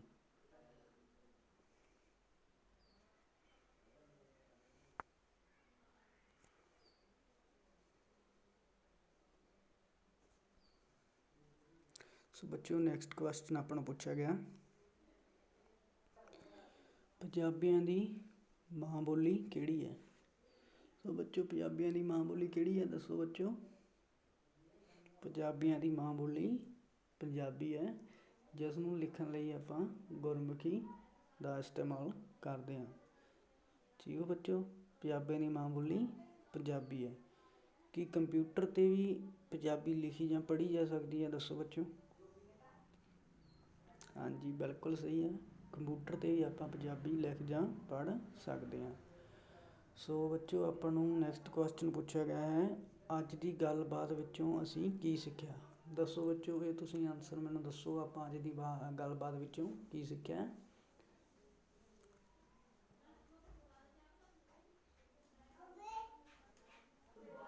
ਹਾਂਜੀ ਬੱਚਿਓ, ਬਹੁਤ ਸੁੰਦਰ ਜਵਾਬ ਦਿੱਤਾ। ਹਾਂਜੀ, ਆਪਾਂ ਅੱਜ ਕੱਲ੍ਹ ਦੀ ਗੱਲਬਾਤ ਵਿੱਚੋਂ ਕੀ ਸਿੱਖਿਆ ਕਿ ਸਾਨੂੰ ਮਾਂ ਬੋਲੀ ਨੂੰ ਦਿਲੋਂ ਨਹੀਂ ਵਿਸਾਰਨਾ ਚਾਹੀਦਾ, ਆਪਣੀ ਮਾਂ ਬੋਲੀ ਦਾ ਸਤਿਕਾਰ ਕਰਨਾ ਚਾਹੀਦਾ ਹੈ, ਇੱਜ਼ਤ ਕਰਨੀ ਚਾਹੀਦੀ ਹੈ ਅਤੇ ਕਦੇ ਵੀ ਮਾਂ ਬੋਲੀ ਨੂੰ ਨਹੀਂ ਭੁੱਲਣਾ ਚਾਹੀਦਾ। ਸੋ ਇਹ ਤਾਂ ਸੀ ਬੱਚਿਓ ਆਪਣੀ ਪੰਜਾਬ ਦੀ ਬੋਲੀ, ਪ੍ਰਸਿੱਧ ਬੋਲੀ ਪੰਜਾਬੀ। ਸੋ ਪੰਜਾਬੀ ਦੇ ਨਾਲ ਨਾਲ ਬੱਚਿਓ, ਜੋ ਆਪਣੇ ਦੇਸ਼ ਵਿੱਚ ਹੋਰ ਵੀ ਭਾਸ਼ਾ ਬੋਲੀਆਂ ਜਾਂਦੀਆਂ ਨੇ, ਹੁਣ ਆਪਾਂ ਉਸ ਬਾਰੇ ਪੜ੍ਹਾਂਗੇ। ਜਿਵੇਂ ਸਾਡੀ ਮਾਂ ਬੋਲੀ ਪੰਜਾਬੀ ਹੈ, ਉਂਝ ਹੀ ਹੋਰ ਲੋਕਾਂ ਦੀਆਂ ਮਾਂ ਬੋਲੀਆਂ ਹਨ, ਉਹ ਵੀ ਸਾਡੇ ਵਾਂਗ ਆਪਣੀ ਮਾਂ ਬੋਲੀ ਨੂੰ ਪਿਆਰ ਕਰਦੇ ਨੇ। ਕਈ ਤਾਂ ਸਗੋਂ ਸਾਡੇ ਤੋਂ ਵੀ ਜ਼ਿਆਦਾ ਮਾਂ ਬੋਲੀ ਨੂੰ ਪਿਆਰ ਕਰਦੇ ਨੇ। ਹਰ ਇੱਕ ਨੂੰ ਆਪਣੀ ਮਾਂ ਬੋਲੀ ਨੂੰ ਪਿਆਰ ਕਰਨ ਦਾ ਹੱਕ ਹੈ, ਹਰ ਇੱਕ ਨੂੰ ਆਪਣੀ ਮਾਂ ਬੋਲੀ ਨੂੰ ਪਿਆਰ ਕਰਨਾ ਚਾਹੀਦਾ ਹੈ। ਭਾਰਤ ਵਿੱਚ ਸੈਂਕੜੇ ਭਾਸ਼ਾਵਾਂ ਅਤੇ ਉਪ ਭਾਸ਼ਾਵਾਂ ਬੋਲੀਆਂ ਜਾਂਦੀਆਂ ਹਨ। ਇਹਨਾਂ ਵਿੱਚੋਂ ਜ਼ਿਆਦਾ ਬੋਲੀਆਂ ਜਾਣ ਵਾਲੀਆਂ ਕੁਝ ਭਾਸ਼ਾਵਾਂ ਨੂੰ ਸੰਵਿਧਾਨ ਵਿੱਚ ਖਾਸ ਦਰਜਾ ਦਿੱਤਾ ਗਿਆ ਹੈ। ਤੁਸੀਂ ਕਿਸੇ ਭਾਰਤੀ ਰੁਪਏ ਦਾ ਨੋਟ ਦੇਖਿਆ ਹੋਵੇਗਾ, ਉਸ ਉੱਤੇ ਹਿੰਦੀ, ਪੰਜਾਬੀ, ਅੰਗਰੇਜ਼ੀ ਸਮੇਤ 17 ਹੋਰ ਨੋਟ ਰਾਸ਼ੀ ਲਿਖੀ ਮਿਲਦੀ ਹੈ। ਸੋ ਦੇਖੋ ਬੱਚਿਓ, ਆਪਾਂ ਨੂੰ ਤਸਵੀਰ ਵਿੱਚ ਦਿਖਾਇਆ ਗਿਆ ਹੈ ਕਿ ਨੋਟ ਵਿੱਚ 17 ਭਾਸ਼ਾ ਜੋ ਕਿ ਸੰਵਿਧਾਨ ਵਿੱਚ ਲਾਗੂ ਨੇ, ਉਹਨਾਂ ਨੂੰ ਆਪਣੇ ਭਾਰਤ ਦਾ 1 ਰੁਪਏ ਦਾ ਨੋਟ ਹੈ ਉਸ ਦੇ ਉੱਤੇ ਲਿਖਿਆ ਹੁੰਦਾ ਹੈ। ਸੋ ਬੱਚਿਓ, ਆਪਾਂ ਅੱਗੇ ਪੜ੍ਹਦੇ ਹਾਂ। ਅਸਲ ਵਿੱਚ ਭਾਰਤ ਇੱਕ ਬਹੁਤ ਭਾਸ਼ੀ ਦੇਸ਼ ਹੈ। ਭਾਰਤ ਵੱਖ ਵੱਖ ਭਾਸ਼ਾਵਾਂ ਦੇ ਫੁੱਲ ਦਾ ਗੁਲਦਸਤਾ ਹੈ। ਇਸ ਵਿੱਚ ਬਹੁਤ ਸਾਰੀਆਂ ਭਾਸ਼ਾ ਬੋਲੀਆਂ ਜਾਂਦੀਆਂ ਹਨ। ਇਸ ਕਰਕੇ ਭਾਰਤ ਸਰਕਾਰ ਹਰ ਭਾਸ਼ਾ ਨੂੰ ਉਸਦਾ ਬਣਦਾ ਹੱਕ ਦਿੰਦੀ ਹੈ। ਸਾਨੂੰ ਆਪਣੀ ਭਾਸ਼ਾ ਨੂੰ ਪਿਆਰ ਕਰਨਾ ਚਾਹੀਦਾ ਹੈ, ਪਰ ਸਾਨੂੰ ਕਿਸੇ ਹੋਰ ਦੀ ਭਾਸ਼ਾ ਨੂੰ ਨਿੰਦਣਾ ਵੀ ਨਹੀਂ ਚਾਹੀਦਾ। ਸਹੀ ਹੈ ਬੱਚੋ, ਕਿ ਮਤਲਬ ਕਿ ਆਪਾਂ ਆਪਣੀ ਮਾਂ ਬੋਲੀ ਨੂੰ ਪਿਆਰ ਕਰਦੇ ਹਾਂ ਅਤੇ ਆਪਾਂ ਨੂੰ ਕਿਸੇ ਦੀ ਦੂਸਰੀ ਬੋਲੀ ਨੂੰ ਵੀ ਨਿੰਦਣਾ ਨਹੀਂ ਚਾਹੀਦਾ, ਉਸਦਾ ਮਜ਼ਾਕ ਨਹੀਂ ਬਣਾਉਣਾ ਚਾਹੀਦਾ। ਕਿਸੇ ਹੋਰ ਨੂੰ ਵੀ ਆਪਣੀ ਭਾਸ਼ਾ ਓਨੀ ਪਿਆਰੀ ਹੁੰਦੀ ਹੈ ਜਿੰਨੀ ਸਾਨੂੰ ਆਪਣੀ ਭਾਸ਼ਾ ਪਿਆਰੀ ਹੁੰਦੀ ਹੈ। ਸਹੀ ਹੈ ਬੱਚੋ, ਸਾਨੂੰ ਆਪਣੀ ਮਾਂ ਬੋਲੀ ਤਾਂ ਚੰਗੀ ਤਰ੍ਹਾਂ ਸਿੱਖਣੀ ਚਾਹੀਦੀ ਹੈ, ਬੋਲਣੀ ਵੀ ਚਾਹੀਦੀ ਹੈ, ਪਰ ਹੋਰ ਬੋਲੀਆਂ ਵੀ ਸਿੱਖਣੀਆਂ ਚਾਹੀਦੀਆਂ ਹਨ। ਹਿੰਦੀ ਅਤੇ ਅੰਗਰੇਜ਼ੀ ਸਿੱਖੇ ਬਿਨਾਂ ਤਾਂ ਬਿਲਕੁਲ ਗੁਜ਼ਾਰਾ ਨਹੀਂ। ਜੇ ਸਾਨੂੰ ਭਾਰਤ ਦੇ ਕੁਝ ਹੋਰ ਰਾਜ ਵਿੱਚ ਲੰਮੇ ਸਮੇਂ ਤੱਕ ਰਹਿਣਾ ਪੈ ਜਾਵੇ ਤਾਂ ਸਾਨੂੰ ਉੱਥੋਂ ਦੀ ਭਾਸ਼ਾ ਵੀ ਸਿੱਖ ਲੈਣੀ ਚਾਹੀਦੀ ਹੈ। ਇਹ ਸਿੱਖ ਲੈਣ ਨਾਲ ਸਾਡੀਆਂ ਕਈ ਮੁਸ਼ਕਿਲਾਂ ਹੱਲ ਹੋ ਜਾਣਗੀਆਂ। ਵੈਸੇ ਵੀ ਅਸੀਂ ਜਿੰਨੀਆਂ ਵੀ ਵੱਧ ਭਾਸ਼ਾਵਾਂ ਸਿੱਖ ਲੈਂਦੇ ਹਾਂ, ਸਾਡੇ ਲਈ ਉਨਾ ਹੀ ਗਿਆਨ ਵੱਧਦਾ ਹੈ, ਗਿਆਨ ਦੇ ਦਰਵਾਜ਼ੇ ਖੁੱਲ੍ਹ ਜਾਂਦੇ ਹਨ। ਭਾਰਤ ਵਿੱਚ ਹੋਰ ਬੋਲੀਆਂ ਜਾਣ ਵਾਲੀਆਂ ਭਾਸ਼ਾਵਾਂ ਕਿਹੜੀਆਂ ਕਿਹੜੀਆਂ ਬੱਚੇ ਆਪਾਂ ਨੂੰ ਦੱਸਿਆ ਗਿਆ, ਨੋਟ ਕਰ ਲਿਓ। ਭਾਰਤ ਵਿੱਚ ਬੰਗਾਲੀ, ਅਸਾਮੀ, ਮਰਾਠੀ, ਕਸ਼ਮੀਰੀ, ਬੋਡੋ, ਕੰਨੜ, ਮਲਿਆਲਮ, ਗੁਜਰਾਤੀ, ਡੋਗਰੀ, ਉਰਦੂ ਅਤੇ ਤਾਮਿਲ ਆਦਿ ਭਾਸ਼ਾਵਾਂ ਬੋਲੀਆਂ ਜਾਂਦੀਆਂ ਹਨ। ਸੋ ਬੱਚੇ, ਆਪਾਂ ਨੂੰ ਤਸਵੀਰ ਰਾਹੀਂ ਦੇਖੋ ਦਿਖਾਇਆ ਗਿਆ ਹੈ ਆਪਣੇ ਭਾਰਤ ਵਿੱਚ ਕਿਹੜੀਆਂ ਕਿਹੜੀਆਂ ਭਾਸ਼ਾਵਾਂ, ਕੁਛ ਉਦਾਹਰਣ ਦਿੱਤੀ ਗਈ ਹੈ। ਇਸ ਬੱਚੇ ਤੁਸੀਂ ਤਸਵੀਰ ਨੂੰ ਧਿਆਨ ਨਾਲ ਦੇਖ ਲੈਣਾ। ਸੋ ਬੱਚੋ, ਅੱਗੇ ਆਪਾਂ ਨੂੰ ਜਿਸ ਤਰ੍ਹਾਂ ਆਪਾਂ ਅੱਗੇ ਲੈਸਨ ਪੜ੍ਹ ਰਹੇ ਹਾਂ, ਕੀ ਤੁਹਾਨੂੰ ਪਤਾ ਹੈ ਕਿ ਮੁਨਸ਼ੀ ਪ੍ਰੇਮ ਚੰਦ ਹਿੰਦੀ ਦੇ ਬਹੁਤ ਵੱਡੇ ਲੇਖਕ ਸਨ? ਰਵਿੰਦਰ ਨਾਥ ਟੈਗੋਰ ਦਾ ਨਾਂ ਤਾਂ ਤੁਸੀਂ ਸੁਣਿਆ ਹੀ ਹੋਵੇਗਾ। ਦੇਖੋ ਬੱਚੋ, ਆਪਣੀ ਤਸਵੀਰ ਹੈ ਰਵਿੰਦਰ ਨਾਥ ਟੈਗੋਰ ਜੀ ਦਾ ਜਿਹਦਾ ਦਿਖਾਇਆ ਹੈ। ਟੈਗੋਰ ਬੰਗਾਲੀ ਸਨ। ਉਹ ਬੰਗਲਾ ਭਾਸ਼ਾ ਵਿੱਚ ਲਿਖਦੇ ਸਨ। ਭਾਰਤ ਦਾ ਰਾਸ਼ਟਰੀ ਗਾਨ ਜਨ ਗਣ ਮਨ ਉਹਨਾਂ ਦਾ ਹੀ ਲਿਖਿਆ ਹੋਇਆ ਹੈ। ਸੋ ਬੱਚੇ, ਜੋ ਆਪਾਂ ਸੁਬਾ ਐਂਥਮ ਵਿੱਚ ਜੋ ਰਾਸ਼ਟਰੀ ਗੀਤ ਗਾਉਂਦੇ ਹਾਂ ਉਹ ਰਵਿੰਦਰ ਨਾਥ ਟੈਗੋਰ ਦਾ ਲਿਖਿਆ ਹੋਇਆ ਹੈ, ਜੋ ਆਪਾਂ ਜਨ ਗਣ ਮਨ ਡੇਲੀ ਐਂਥਮ ਵਿੱਚ ਗਾਉਂਦੇ ਹਾਂ। ਸੋ ਹੋਰ ਭਾਸ਼ਾਵਾਂ ਦੀ ਮਹੱਤਤਾ ਵੀ ਸਮਝਣੀ ਜ਼ਰੂਰੀ ਹੈ। ਫਸਲ ਸਦਰਾਂ ਲਿਖੀਆਂ ਗਈਆਂ ਨੇ। ਦੇਸ਼ ਮੇਰੇ ਦੀਆਂ ਸਭ ਬੋਲੀਆਂ ਨਿਆਰੀਆਂ, ਦੇਸ਼ ਦੀ ਅਮੀਰੀ ਦਿਖਾਉਣ ਸਾਰੀਆਂ। ਜਿੰਨੀਆਂ ਭਾਸ਼ਾਵਾਂ ਅਸੀਂ ਸਿੱਖ ਲੈਂਦੇ ਹਾਂ, ਗਿਆਨ ਦੀਆਂ ਉਨੀਆਂ ਖੁੱਲ੍ਹਣ ਬਾਰੀਆਂ। ਬਹੁਤ ਸੋਹਣਾ ਬੱਚੋ ਲਿਖਿਆ ਗਿਆ। ਸਾਨੂੰ ਬੱਚੋ ਦੇਸ਼ ਵਿੱਚ ਬਹੁਤ ਸੋਹਣੀਆਂ ਨਿਆਰੀਆਂ ਬੋਲੀਆਂ ਜਾਂਦੀਆਂ ਹਨ। ਇਹ ਦੇਸ਼ ਦੀ ਅਮੀਰੀ ਦੀ ਮਹੱਤਤਾ ਨੂੰ ਦੱਸਦੀਆਂ ਹਨ। ਜਿੰਨੀਆਂ ਵੀ ਭਾਸ਼ਾਵਾਂ ਅਸੀਂ ਸਿੱਖ ਲੈਂਦੇ ਹਾਂ, ਓਨਾ ਹੀ ਸਾਡਾ ਗਿਆਨ ਦੁੱਗਣਾ ਹੋ ਜਾਂਦਾ ਹੈ। ਸੋ ਬੱਚੋ, ਇਸੇ ਲਈ ਕੁਛ ਆਪਣੇ ਵਿਸ਼ੇ ਨਾਲ ਮਹੱਤਵ ਕੁਝ ਪ੍ਰਸ਼ਨ ਪੁੱਛੇ ਗਏ ਹਨ। ਸੋ ਤੁਸੀਂ ਇਹਨਾਂ ਦੇ ਆਨਸਰ ਦੇਣੇ ਬੱਚੋ। ਭਾਰਤ ਵਿੱਚ ਸੈਂਕੜੇ ਭਾਸ਼ਾਵਾਂ ਬੋਲੀਆਂ ਜਾਂਦੀਆਂ ਹਨ, ਠੀਕ ਹੈ ਕਿ ਗਲਤ? ਦੱਸੋ ਬੱਚੋ। ਹਾਂਜੀ, ਬਿਲਕੁਲ ਸਹੀ ਹੈ। ਭਾਰਤ ਵਿੱਚ ਬਹੁਤ ਸਾਰੀਆਂ ਸੈਂਕੜੇ ਭਾਸ਼ਾਵਾਂ ਬੋਲੀਆਂ ਜਾਂਦੀਆਂ ਹਨ। ਸੋ ਦੂਸਰਾ ਆਪਾਂ ਨੂੰ ਪ੍ਰਸ਼ਨ ਪੁੱਛਿਆ ਗਿਆ ਹੈ, ਪੰਜਾਬੀ, ਹਿੰਦੀ ਅਤੇ ਅੰਗਰੇਜ਼ੀ ਤੋਂ ਇਲਾਵਾ ਕੋਈ ਦੋ ਹੋਰ ਭਾਸ਼ਾਵਾਂ ਦੇ ਨਾਂ ਦੱਸੋ। ਪੰਜਾਬੀ ਅਤੇ ਹਿੰਦੀ ਤੋਂ ਇਲਾਵਾ ਆਪਾਂ ਕੋਈ ਹੋਰ ਦੋ ਭਾਸ਼ਾਵਾਂ ਦੇ ਨਾਂ ਦੱਸਣੇ ਆ। ਜੋ ਆਪਾਂ ਤੁਹਾਨੂੰ ਉਦਾਹਰਨ ਵਿੱਚ ਦਿੱਤਾ ਸੀ, ਉਹ ਉੱਪਰ ਦੇਖੋ ਇੱਧਰ ਭਾਸ਼ਾਵਾਂ ਬੰਗਾਲੀ, ਅਸਾਮੀ, ਮਰਾਠੀ, ਕਸ਼ਮੀਰੀ, ਬੋਡੋ, ਕੰਨੜ, ਮਲਿਆਲਮ, ਗੁਜਰਾਤੀ, ਡੋਗਰੀ, ਉਰਦੂ, ਤਾਮਿਲ। ਇਹ ਸਭ ਆਪਣੀਆਂ ਭਾਸ਼ਾਵਾਂ ਜੋ ਬੋਲੀਆਂ ਜਾਂਦੀਆਂ ਹਨ। ਠੀਕ ਹੈ ਬੱਚੋ, ਇਹ ਕੁਐਸਚਨ ਦਾ ਆਨਸਰ ਹੈ। ਰਵਿੰਦਰ ਨਾਥ ਟੈਗੋਰ ਕਿੱਥੋਂ ਦੇ ਰਹਿਣ ਵਾਲੇ ਸਨ? ਦੱਸੋ ਬੱਚੋ, ਰਵਿੰਦਰ ਨਾਥ ਟੈਗੋਰ ਕਿੱਥੋਂ ਦੇ ਰਹਿਣ ਵਾਲੇ ਸੀ? ਹਾਂਜੀ ਬੱਚੋ, ਤੁਹਾਡਾ ਆਨਸਰ ਬਿਲਕੁਲ ਸਹੀ ਹੈ। ਰਵਿੰਦਰ ਨਾਥ ਟੈਗੋਰ ਬੰਗਲਾਦੇਸ਼ ਦੇ ਰਹਿਣ ਵਾਲੇ ਸੀ। ਉਹ ਬੰਗਾਲੀ ਸਨ। ਅੱਗੇ ਨੈਕਸਟ ਪੁੱਛਿਆ ਗਿਆ ਹੈ, ਵੱਧ ਭਾਸ਼ਾਵਾਂ ਸਿੱਖਣ ਦਾ ਕੋਈ ਲਾਭ ਹੁੰਦਾ ਹੈ ਕਿ ਨਹੀਂ? ਦੱਸੋ ਬੱਚੋ। ਜੇਕਰ ਆਪਾਂ ਨੂੰ ਵੱਧ ਭਾਸ਼ਾਵਾਂ ਆਉਂਦੀਆਂ ਹਨ ਤਾਂ ਆਪਾਂ ਨੂੰ ਉਸਦਾ ਕੀ ਲਾਭ ਹੋਵੇਗਾ? ਹਾਂਜੀ, ਬਿਲਕੁਲ ਸਹੀ ਬੱਚੋ। ਆਪਾਂ ਨੂੰ ਜੇਕਰ ਆਪਾਂ ਕਿਸੇ ਬਾਹਰ ਦੇਸ਼ ਵਿੱਚ ਕੰਟਰੀ ਵਿੱਚ ਚਲੇ ਜਾਂਦੇ ਹਾਂ, ਸੋ ਆਪਾਂ ਨੂੰ ਫਾਇਦਾ ਹੀ ਹੈ ਬੱਚੋ। ਇੱਕ ਤਾਂ ਆਪਣਾ ਉਸ ਨਾਲ ਗਿਆਨ ਵੱਧਦਾ, ਇੱਕ ਆਪਾਂ ਨੂੰ ਉੱਧਰ ਬੋਲਣ ਚਾਲਣ ਵਿੱਚ ਆਸਾਨੀ ਹੋ ਜਾਂਦੀ ਹੈ। ਸੋ ਆਪਾਂ ਨੂੰ ਵੱਧ ਭਾਸ਼ਾਵਾਂ ਸਿੱਖਣ ਦਾ ਫਾਇਦਾ ਬੱਚੋ। ਆਪਾਂ ਨੂੰ ਜੇਕਰ ਲੰਮੇ ਸਮੇਂ ਲਈ ਬਾਹਰ ਰਹਿਣਾ ਪੈ ਜੇ, ਉੱਥੋਂ ਦੀ ਭਾਸ਼ਾ ਆਪਾਂ ਨੂੰ ਸਿੱਖ ਲੈਣੀ, ਤਾਂ ਆਪਾਂ ਨੂੰ ਬੋਲਣ ਵਿੱਚ, ਉੱਥੇ ਰਹਿਣ ਵਿੱਚ ਕੋਈ ਮੁਸ਼ਕਿਲ ਨਹੀਂ ਆਉਂਦੀ। ਸੋ ਬੱਚੋ, ਇਸੇ ਤਰ੍ਹਾਂ ਆਪਾਂ ਲੈਸਨ ਵਿੱਚ ਅੱਗੇ ਵਧਦੇ ਹਾਂ। ਸੱਸਾ, ਦੇਸ਼ ਦੇ ਸਾਰੇ ਲੋਕਾਂ ਨਾਲ ਪਿਆਰ। ਮਨੁੱਖ ਦੇ ਦਿਲ ਵਿੱਚ ਸੱਚਾ ਦੇਸ਼ ਪਿਆਰ ਹੋਣਾ ਇੱਕ ਬਹੁਤ ਵੱਡਾ ਮਨੁੱਖੀ ਗੁਣ ਹੈ। ਇਹ ਪਿਆਰ ਨਿਰਾ ਦੇਸ਼ ਦੀਆਂ ਚੀਜ਼ਾਂ ਵਸਤਾਂ ਨਾਲ ਪਿਆਰ ਨਹੀਂ ਹੁੰਦਾ। ਸਹੀ ਹੈ ਬੱਚੋ। ਅਸਲੀ ਦੇਸ਼ ਪਿਆਰ ਦੇਸ਼ ਦੇ ਲੋਕਾਂ ਨਾਲ ਪਿਆਰ ਹੁੰਦਾ ਹੈ। ਮਤਲਬ ਬੱਚੋ ਕਿ ਆਪਾਂ ਨੂੰ ਬੜਾ ਸੁੰਦਰ ਦੱਸਿਆ ਗਿਆ ਕਿ ਦੇਸ਼ ਦੀਆਂ ਚੀਜ਼ਾਂ ਨਾਲ ਪਿਆਰ ਹੋਣਾ ਹੀ ਪਿਆਰ ਨਹੀਂ ਹੁੰਦਾ, ਕਿ ਅਸਲੀ ਦੇਸ਼ ਪਿਆਰ ਹੁੰਦਾ ਕਿ ਸਾਨੂੰ ਲੋਕਾਂ ਨਾਲ ਚੰਗਾ ਵਿਵਹਾਰ ਕਰਨਾ ਚਾਹੀਦਾ ਹੈ, ਉਹਨਾਂ ਦਾ ਆਦਰ ਸਤਿਕਾਰ ਕਰਨਾ ਚਾਹੀਦਾ ਹੈ। ਦੇਸ਼ ਦੇ ਲੋਕਾਂ ਤੋਂ ਭਾਵ ਦੇਸ਼ ਦੇ ਸਾਰੇ ਲੋਕਾਂ ਤੋਂ ਹੈ। ਮਤਲਬ ਕਿ ਬੱਚੋ ਇੱਕ ਲੋਕ ਤੋਂ ਨਹੀਂ, ਇੱਕ ਬੰਦੇ ਤੋਂ ਨਹੀਂ, ਸਾਰੇ ਲੋਕਾਂ ਨਾਲ ਪਿਆਰ ਇੱਕੋ ਜਿਹਾ ਹੋਣਾ ਚਾਹੀਦਾ। ਜਦੋਂ ਤੱਕ ਅਸੀਂ ਦੇਸ਼ ਦੇ ਸਾਰੇ ਲੋਕਾਂ ਨੂੰ ਪਿਆਰ ਨਹੀਂ ਕਰਦੇ, ਅਸੀਂ ਉਦੋਂ ਤੱਕ ਇਹ ਨਹੀਂ ਕਹਿ ਸਕਦੇ ਕਿ ਅਸੀਂ ਦੇਸ਼ ਨੂੰ ਪਿਆਰ ਕਰਦੇ ਹਾਂ। ਜਿਵੇਂ ਕਿ ਤੁਸੀਂ ਜਾਣਦੇ ਹੋ ਕਿ ਸਾਰੇ ਮਨੁੱਖ ਹਾਂ, ਇਸ ਲਈ ਸਾਡੇ ਮਨ ਵਿੱਚ ਕਿਸੇ ਦੂਜੇ ਮਨੁੱਖ ਪ੍ਰਤੀ ਕੋਈ ਵੈਰ ਵਿਰੋਧ ਜਾਂ ਵਿਤਕਰਾ ਨਹੀਂ ਹੋਣਾ ਚਾਹੀਦਾ। ਮਤਲਬ ਬੱਚੇ ਆਪਾਂ ਨੂੰ ਸਭ ਨਾਲ ਮਿਲ ਜੁਲ ਕੇ ਇਕੱਠੇ ਦਾ ਇੱਜ਼ਤ ਸਤਿਕਾਰ ਕਰਨਾ ਚਾਹੀਦਾ ਹੈ। ਪਿਆਰ ਨਿਮਰਤਾ ਸਭ ਨਾਲ ਇੱਕੋ ਜਿਹਾ ਰਹਿਣਾ ਚਾਹੀਦਾ। ਕੋਈ ਨਾਗਰਿਕ ਭਾਵੇਂ ਉਹ ਕਿਸੇ ਵੀ ਰਾਜ ਵਿੱਚ ਰਹਿੰਦਾ ਹੈ, ਕਿਸੇ ਵੀ ਧਰਮ ਨੂੰ ਮੰਨਦਾ ਹੈ, ਕਿਸੇ ਵੀ ਜਾਤੀ ਨਾਲ ਸੰਬੰਧ ਰੱਖਦਾ ਹੈ, ਕੋਈ ਵੀ ਭਾਸ਼ਾ ਬੋਲਦਾ ਹੈ, ਉਹ ਦੇਸ਼ ਦਾ ਹਿੱਸਾ ਹੈ। ਉਸ ਨਾਲ ਕਿਸੇ ਤਰ੍ਹਾਂ ਦਾ ਵਿਤਕਰਾ ਨਹੀਂ ਹੋਣਾ ਚਾਹੀਦਾ। ਸਾਡੇ ਵਿੱਚ ਕੋਈ ਊਚ ਨੀਚ ਦੀ ਭਾਵਨਾ ਨਹੀਂ ਹੋਣੀ ਚਾਹੀਦੀ। ਹਰ ਨਾਗਰਿਕ ਨੂੰ ਦੂਜੇ ਦਾ ਮਦਦਗਾਰ ਹੋਣਾ ਚਾਹੀਦਾ।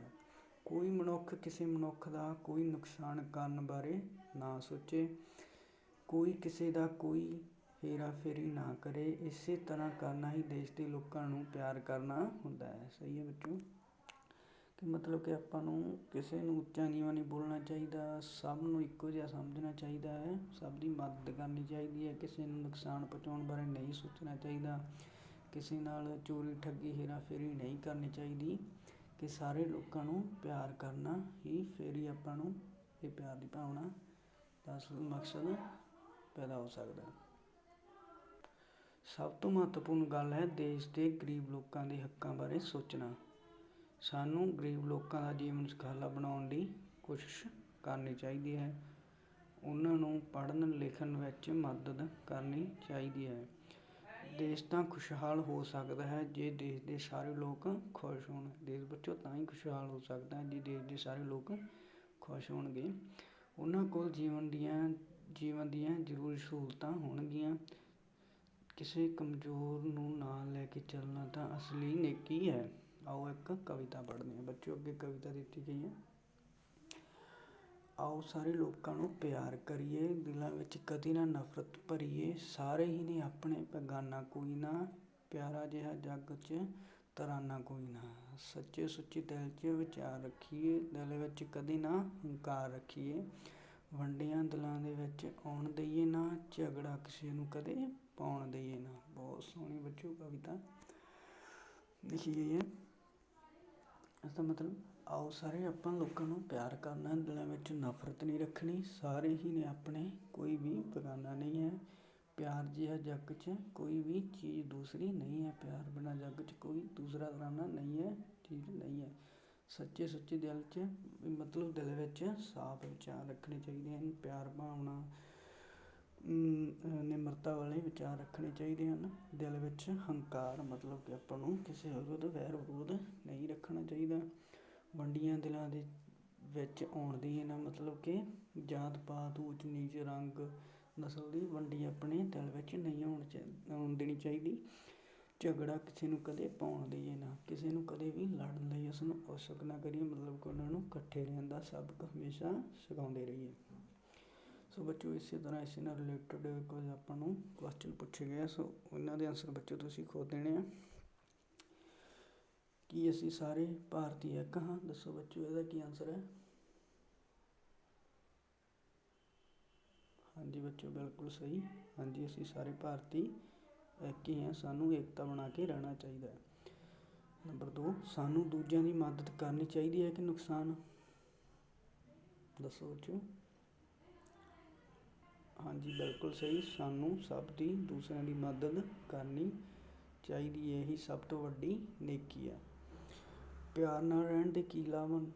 ਦੱਸੋ ਬੱਚੋ। ਜੇਕਰ ਅਸੀਂ ਪਿਆਰ ਨਾਲ ਇੱਕ ਦੂਸਰੇ ਨਾਲ ਮਿਲ ਕੇ ਰਹਾਂਗੇ ਤਾਂ ਉਹਦੇ ਕੀ ਆਪਾਂ ਨੂੰ ਲਾਭ ਆ? ਹਾਂਜੀ ਬੱਚੋ ਇਸ ਦਾ ਆਪਣਾ ਆਨਸਰ ਹੈ ਕਿ ਜੇਕਰ ਅਸੀਂ ਪਿਆਰ ਨਾਲ ਰਹਿੰਦੇ ਹਾਂ ਤਾਂ ਸਾਨੂੰ ਕੀ ਲਾਭ ਹੈ? ਲਾਭ ਬੱਚੋ ਸਭ ਖੁਸ਼ਹਾਲ ਹੋ ਜਾਣਗੇ, ਸਭ ਖੁਸ਼ ਹੋ ਜਾਣਗੇ, ਕਿਸੇ ਦੀ ਕੋਈ ਜ਼ਰੂਰਤ ਅਧੂਰੀ ਨਹੀਂ ਰਹੇਗੀ, ਸਭ ਰਲ ਮਿਲ ਕੇ ਰਹਿਣਗੇ, ਪਿਆਰ ਭਾਵਨਾ ਵਧੂਗੀ, ਕੋਈ ਵੀ ਆਪਣੇ ਦੇਸ਼ ਵਿੱਚ ਕਮਜ਼ੋਰ ਨਹੀਂ ਰਹੂਗਾ। ਇਸ ਦੇ ਵਿੱਚੋਂ ਇਹੀ ਲਾਭ ਕਿ ਸਭ ਖੁਸ਼ਹਾਲ ਹੋ ਜਾਣਗੇ, ਖੁਸ਼ ਹੋ ਜਾਣਗੇ, ਸਭ ਦੀਆਂ ਜ਼ਰੂਰਤਾਂ ਪੂਰੀਆਂ ਹੋ ਜਾਣਗੀਆਂ। ਸੋ ਨੈਕਸਟ ਬੱਚੇ ਆਪਾਂ ਨੂੰ ਪੁੱਛਿਆ ਗਿਆ ਹੈ, ਦੇਸ਼ ਵੀ ਤਾਂ ਇੱਕ ਵੱਡਾ ਪਰਿਵਾਰ ਹੈ, ਠੀਕ ਹੈ ਕਿ ਗਲਤ? ਦੱਸੋ ਬੱਚੋ। ਹਾਂਜੀ ਬਿਲਕੁਲ ਸਹੀ, ਦੇਸ਼ ਵੀ ਤਾਂ ਇੱਕ ਵੱਡਾ ਪਰਿਵਾਰ ਹੈ, ਇਹ ਬਿਲਕੁਲ ਸਹੀ ਹੈ ਬੱਚੋ। ਅੱਗੇ ਨੈਕਸਟ ਪੁੱਛਿਆ ਗਿਆ 5ਵਾਂ, ਕਿ ਸਾਰੇ ਮਨੁੱਖਾਂ ਦਾ ਖੂਨ ਇੱਕੋ ਜਿਹਾ ਹੁੰਦਾ ਹੈ ਕਿ ਵੱਖੋ ਵੱਖਰਾ? ਦੱਸੋ ਬੱਚੋ ਇਹਦਾ ਆਨਸਰ ਕੀ ਹੈ? ਹਾਂਜੀ ਬੱਚਿਓ ਬਿਲਕੁਲ ਸਹੀ ਹੈ, ਸਭ ਦਾ ਖੂਨ ਇੱਕੋ ਜਿਹਾ ਹੁੰਦਾ ਹੈ ਬੱਚੋ, ਸਭ ਦਾ ਖੂਨ ਲਾਲ ਰੰਗ ਦਾ ਇੱਕੋ ਜਿਹਾ ਹੁੰਦਾ ਹੈ। ਇਹ ਤਾਂ ਬੱਚੋ ਸਾਇੰਸਦਾਨਾਂ ਦੁਆਰਾ ਕਰਿਆ ਗਿਆ ਕਿ ਆਪਣੇ ਬਲੱਡਾਂ ਦੇ ਗਰੁੱਪ ਅਲੱਗੋ ਅਲੱਗ ਹੁੰਦੇ ਹਨ, ਪਰ ਖੂਨ ਬੱਚੋ ਇੱਕ ਹੀ ਹੁੰਦਾ ਹੈ। ਸਾਰੇ ਮਨੁੱਖਾਂ ਦਾ ਖੂਨ ਇੱਕੋ ਜਿਹਾ ਹੁੰਦਾ ਹੈ, ਇਹ ਬਿਲਕੁਲ ਸਹੀ ਹੈ, ਆਪਣਾ ਖੂਨ ਵੱਖੋ ਵੱਖਰਾ ਨਹੀਂ ਹੁੰਦਾ। ਕੀ ਧਰਮ ਜਾਤ ਦੇ ਨੈਕਸਟ ਬੱਚੋ, ਕੀ ਧਰਮ ਜਾਤ ਜਾਂ ਇਲਾਕੇ ਦੇ ਆਧਾਰ 'ਤੇ ਲੜਨਾ ਚੰਗੀ ਗੱਲ ਹੈ? ਦੱਸੋ ਬੱਚੋ। ਹਾਂਜੀ ਬੱਚੋ, ਬਿਲਕੁਲ ਸਹੀ। ਸਾਨੂੰ ਧਰਮ ਜਾਤ ਇਲਾਕੇ ਦੇ ਆਧਾਰ 'ਤੇ ਲੜਨਾ ਨਹੀਂ ਚਾਹੀਦਾ। ਇਹ ਬਹੁਤ ਬੁਰੀ ਗੱਲ ਹੈ, ਇਹ ਚੰਗੀ ਗੱਲ ਨਹੀਂ ਹੈ। ਨੈਕਸਟ ਪੁੱਛਿਆ ਗਿਆ ਹੈ, ਕੀ ਤੁਸੀਂ ਵੱਡੇ ਹੋ ਕੇ ਲੋਕਾਂ ਨੂੰ ਪਿਆਰ ਨਾਲ ਰਹਿਣ ਲਈ ਸਮਝਾਓਗੇ? ਦੱਸੋ ਬੱਚੋ, ਬਹੁਤ ਸੁੰਦਰ ਕੁਐਸਚਨ ਪੁੱਛਿਆ ਗਿਆ। ਹਾਂਜੀ ਬਿਲਕੁਲ ਸਹੀ ਉੱਤਰ ਦਿੱਤਾ। ਹਾਂਜੀ, ਆਪਾਂ ਵੱਡੇ ਹੋ ਕੇ ਪਿਆਰ ਨਾਲ ਰਹਿਣ ਬਾਰੇ ਸਿਖਾਵਾਂਗੇ, ਤਾਂ ਹੀ ਦੇਸ਼ ਖੁਸ਼ਹਾਲ ਹੋ ਸਕਦਾ ਹੈ। ਕਿਸੇ ਦੀ ਕੋਈ ਜ਼ਰੂਰਤ ਅਧੂਰੀ ਨਹੀਂ ਰਹਿ ਸਕਦੀ। ਸੋ ਬੱਚੋ, ਇਹ ਤੁਸੀਂ ਲੈਸਨ ਚੰਗੀ ਤਰ੍ਹਾਂ ਰਿਵੀਜ਼ਨ ਕਰ ਲੈਣਾ ਹੈ। ਸੋ ਇਸੇ ਤਰ੍ਹਾਂ ਆਪਣਾ ਇਹ ਲੈਸਨ ਸਮਾਪਤ ਹੁੰਦਾ ਹੈ। ਮਿਲਦੇ ਹਾਂ ਅਗਲੇ ਲੈਸਨ 'ਚ। ਸੋ ਬੱਚੋ, ਟੇਕ ਕੇਅਰ।